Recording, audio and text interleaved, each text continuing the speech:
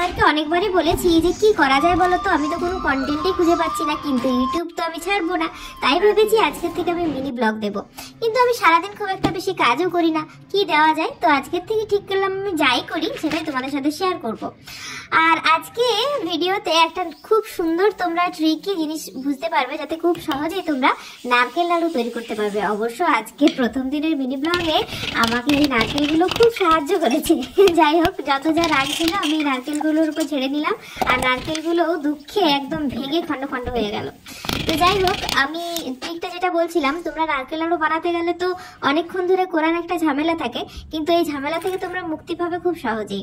সেটা হলো নারকেলটাকে গোটা অবস্থায় তোমরা যদি 1 মিনিটের মতো একটুখানি হালকা আঁচে আগুনের উপর রেখে দাও, তাহলে তারপরে যদি তোমরা ঠুকে ঠুকে ভেঙে নাও, তাহলে দেখবে সহজেই ওই খোসাটা ছেড়ে যাচ্ছে। তারপরে তোমরা একটু কুচি কুচি করে কেটে মিক্সিতে ঘুরিয়ে নিলেই তোমাদের এরকমটা রেডি হয়ে যাবে পেস্ট। তো আমি একটু খেজুর গুড়ে নাড়ু বানিয়ে নিলাম। তো চলো, পরের ভিডিওতে তোমাদের সাথে আবারও দেখা হবে।